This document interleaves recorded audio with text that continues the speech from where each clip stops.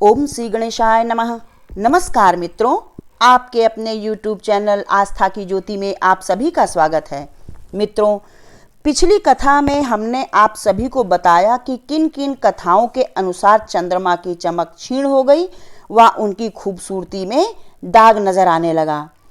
पौराणिक कथाएं सुनाई, जिसमें चौथी कथा के अनुसार हमने रामायण से कुछ अंश लेकर आप सभी के समक्ष सुनाया, जिसमें महर्षि गौतम ने इंद्र को श्राप दिया कि अब तुम्हें कोई पूजा पाठ में अधिकार नहीं मिलेगा, और अपने कमंडल से चंद्रमा पर प्रहार किया।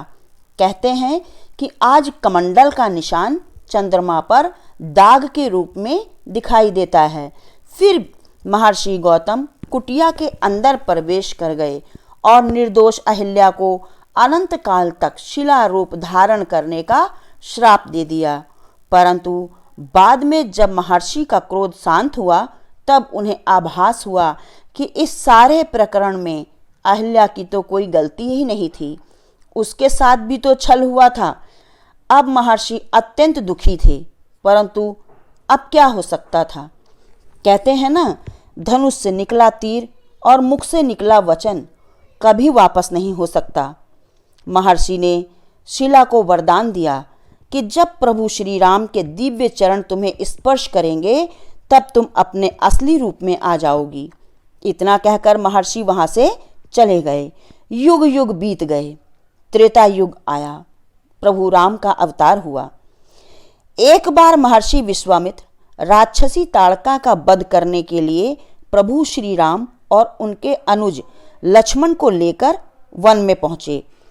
ताड़का वध करने के उपरांत प्रभु श्री अपने अनुज लक्ष्मण और महर्षि के साथ वन में भ्रमण करने निकले, तो वन में एक तरफ वीरान पड़ी कुटिया पर उनकी निगाहें गईं। तब प्रभु श्री कुटिया में गए और गुरुवर से पूछा, गुरुवर, इतनी सुंदर कुटिया किसकी है और यह इतनी वीरान क्यों पड़ी है? ऐसा लगता है जैसे कई युगों युगांतर से यहाँ पर कोई नहीं आया हो, और यहाँ कोई पशु पक्षी भी दिखाई नहीं दे रहा। इसमें कुछ रहस्य अवश्य है। क्यों गुरुदेव? तब गुरुदेव ने कहा, हे प्रभु, यह कुटिया वर्षों से आपके ही आने की प्रतीक्षा कर रही है। इस कुटिया में वह जो शिला देख रहे हैं ना आप, आपके श्री चरणों की धूलि की प्रतीक्षा कर रही है। प्रभु श्री ने गुरुदेव से पूछा, ऐसा क्यों गुरुदेव? यह शिला मेरे चरण रज की प्रतीक्षा क्यों कर रही है? तब गुरुदेव विश्वामित्र ने संपूर्ण कथा प्रभु श्री राम को बताया कि किस प्रकार इंद्र और चंद्र के छल का परिणाम अहिल्या शिला रूप में कई युगों युगांतर से भोग रही है। पूरी कथा सुनने के बाद प्रभु श्री ने अपने श्री चरणों से शिला को स्पर्श किया, तो शिला पुनः स्त्री रूप में यानी अहिल्या के रूप में परिणित हो गई। अहिल्या ने प्रभु श्री से कहा, प्रभु, अब मैं कहाँ जाऊं? महर्षि ने तो मेरा परित्याग कर दिया, अब मुझे कोई रास्ता नजर नहीं आ रहा है। इस अवसर पर प्रभु श्री ने अहिल्या से कहा, इस सभी प्रकरण में आपका कोई दोष नहीं है।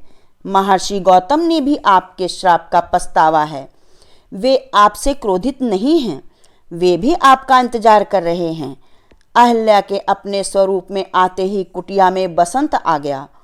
पशु पक्षी भी राम नाम का गीत गाने लगे। अहिल्या पुनः महर्षि गौतम के पास चली गईं। तो मित्रों, इस प्रकार प्रभु श्री राम ने अहिल्या का उद्धार किया। राम नाम रहस्यपूर्ण व गूढ़ होने के बावजूद मधुर, मनमोहक, आनंददायी और कल्याणकारी है। सभी ऋषि मुनि राम नाम की चरण रज पाने के लिए ललायित रहते हैं। जानते हैं ना, जिस मन में अभिमान भरा भगवान कहाँ से आए, जिस घर में अंधकार भरा मेहमान कहाँ से आए। अरे पत्थर से प्रभु प्रगटे हैं, प्रगटा कर देख ले, आ जाते हैं राम, कोई बुला कर देख ले। बोलो राम राम राम सीता राम राम राम सीता राम राम राम बोलो राम राम राम। तो मित्रों, आज की कथा आप सभी को कैसी लगी कमेंट बॉक्स में अवश्य लिखें। लाइक, शेयर और सब्सक्राइब करें, बेल आइकन अवश्य दबाएं। अब हम आपसे विदा लेते हैं, अगली कथा के साथ फिर मिलेंगे।